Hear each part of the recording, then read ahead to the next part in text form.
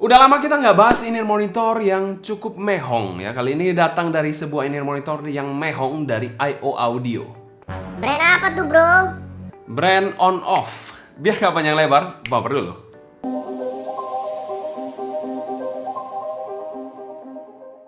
Halo semua, selamat datang di channel Sound Dikti bersama dengan saya Sebastian. Seperti biasa akan sharing info dan racun mengenai dunia personal audio, baik itu ada portable ataupun desktop audio. Kali ini kita akan membahas sebuah in-ear monitor dari IO Audio. IO Audio sendiri nggak main-main. Di debut pertama in-ear monitor mereka langsung gaspol TOTL dengan konfigurasi yang bikin geleng-geleng tentu saja. Menggunakan satu dynamic driver 4 balansan matur dan 4 buah IST dengan 4 crossover digunakan di in-ear monitor satu ini. Saya rasa di belakang brand in-ear monitor satu ini ada brand in-ear monitor yang cukup berpengalaman lah. Karena tidak mungkin TOTL debut pertama langsung mengeluarkan konfigurasi yang aneh-aneh dengan spesifikasi yang menurut saya cukup membagongkan.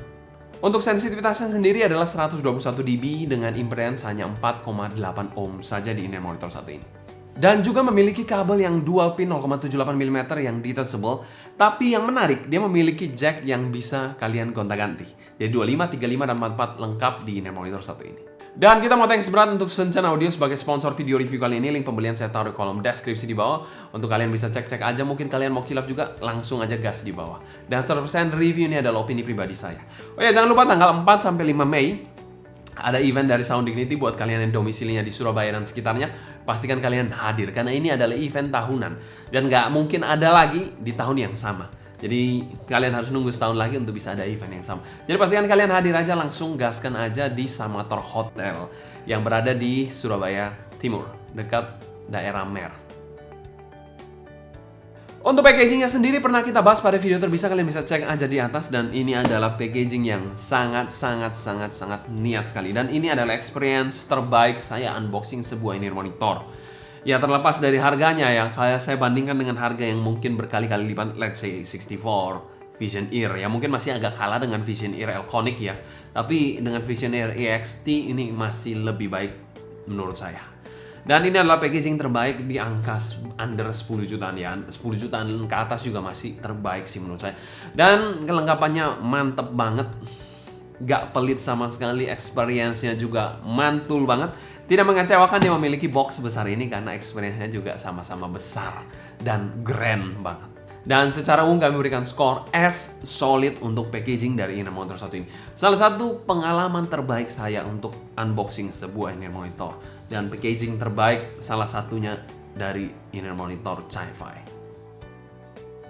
Selanjutnya kita bahas build quality dari in-ear monitor satu ini. Oke, untuk build quality sendiri dari in-ear monitor satu ini dia berbahan resin dari Hey-Gears yang sama kalau nggak salah ya buat Blessing 2 dan Blessing 3 maybe.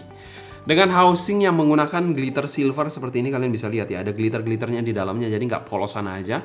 Dan terdapat satu fan hole di dekat dual pinnya di sini. Ya kalian bisa lihat ya, di sini ada fan hole-nya satu. Untuk nozzle-nya sendiri berbahan resin di sini ya. Kalian bisa lihat dengan diameter kita akan ukur.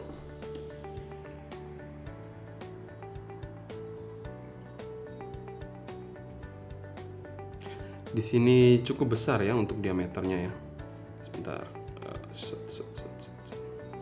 6 mm lah paling. Di sini kita agak takut soalnya takut berat. Ya sekitar 6 mm lah kurang lebih ya untuk nozzle-nya ini. Dengan nozzle yang memang nggak terlalu panjang di sini ya. Dan triple bore. Tapi kalau kalian perhatikan nozzle-nya ini agak sedikit menjorok ke dalam seperti halnya Avul gitu ya. Kalian bisa lihat mungkin agak menjorok ke dalam, jadi nggak di luar yang flat gitu, nggak agak menjorok ke dalam gitu. Untuk faceplate-nya sendiri memiliki bahan resin juga, kalian bisa lihat di sini dengan desain yang unik, base berwarna silver seperti ini, ya, dengan motif seperti tulang daun gitu, jadi keren. Dan ada tulisan silver O dan I-nya di sini, IO maksudnya, IO logonya di masing-masing in-ear monitornya. Oke, untuk kabelnya sendiri adalah dual pin 0,78 mm yang detachable seperti ini ya, dengan air hook yang berwarna hitam seperti ini. Untuk kabelnya seperti ini, dengan bahan sendiri adalah mixed braided 6N OFC silver plated dengan warna hitam pekat dan matching banget dengan in-ear monitornya. Untuk bagian chin slider dan splitternya ya sama-sama berwarna metal dan agak finishingnya glossy seperti ini. Di bagian bawahnya sendiri 8 braid seperti ini yang tebal banget ya. Terkesan cukup lentur juga tapi kabelnya. Kalian bisa lihat di putar seperti ini aja masih mengikuti dengan sangat baik, jadi nggak terkesan kaku sama sekali. Dan jacknya sendiri bisa diganti-ganti 25, 35 ataupun 44 ada di dalam paket penjualannya. Oh ya, kalian perlu perhatikan karena jacknya yang penguncinya di sini agak sedikit tajam. Jadi itu yang mungkin agak sedikit deal breaker untuk saya. Build quality dari in-ear monitor satu ini kami berikan skor B+. Build-nya dari in-ear monitor satu ini bisa dikategorikan ya bahannya resin ya, jadi ya B aja menurut saya. Tapi kalau bicara soal desain, saya suka banget di in-ear monitor satu ini. Desainnya cukup abstrak tapi menarik banget, artistik. Selain itu juga kabelnya bukan kaleng-kaleng, kabelnya mantep juga.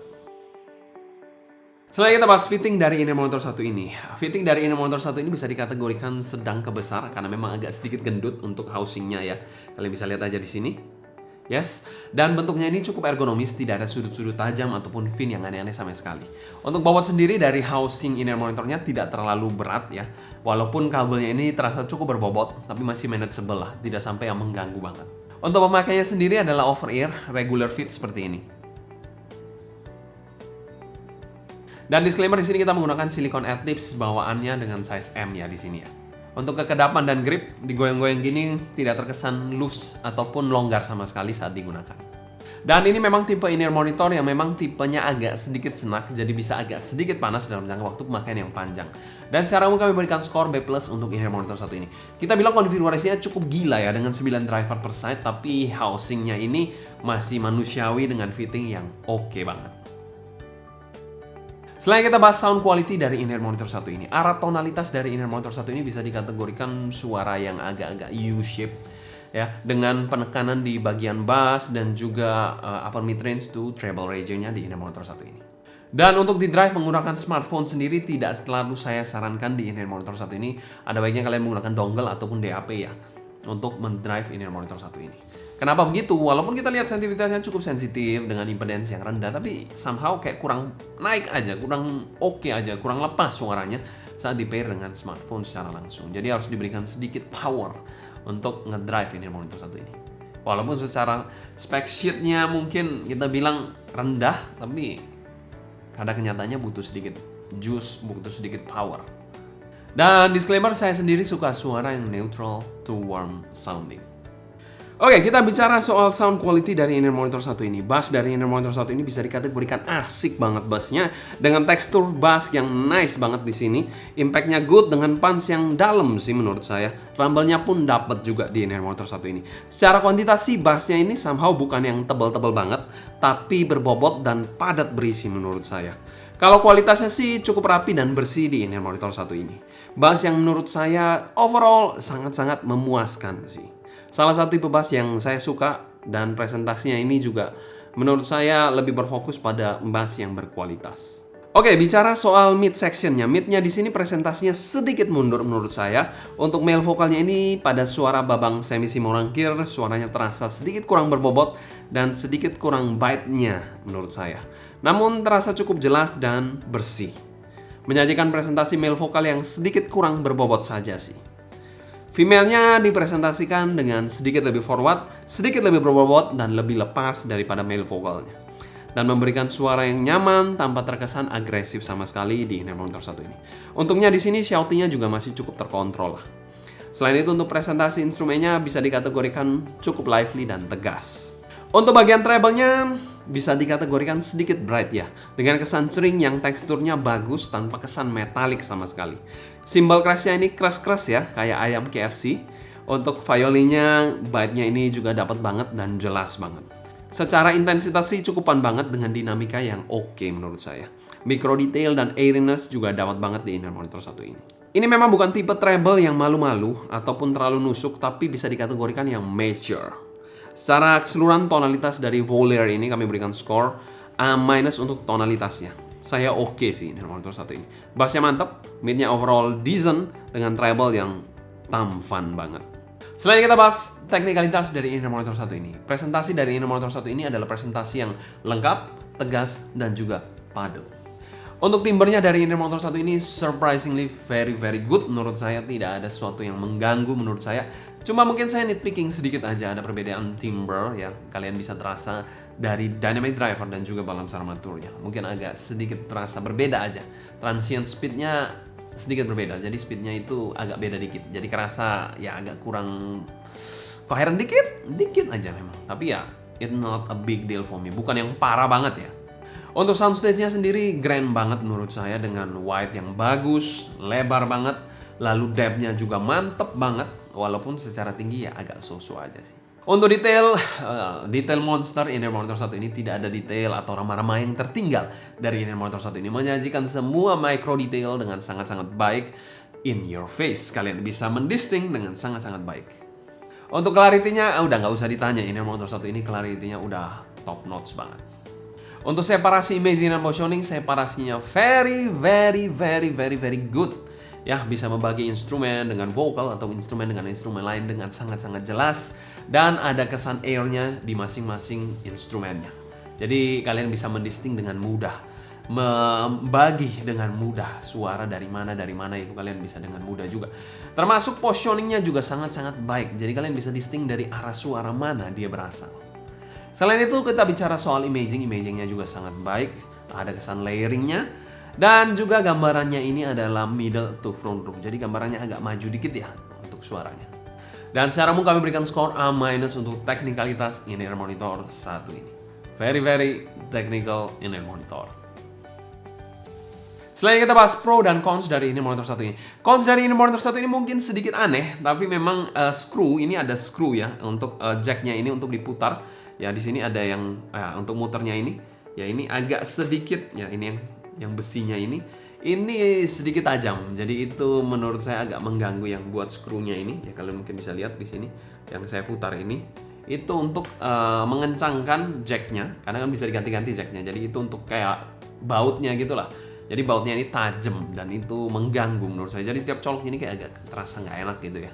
Ya itu nitpicking sedikit, harusnya bisa didesain dengan lebih halus, dengan lebih mantep. Ya nggak tahu ya gimana ya. Tapi ya mungkin ini desain terbaik mereka mungkin. Untuk cons yang kedua yaitu suara male vokalnya not the best in the class. Jadi ya memang belum terlalu memenuhi ekspektasi saya untuk male vokalnya.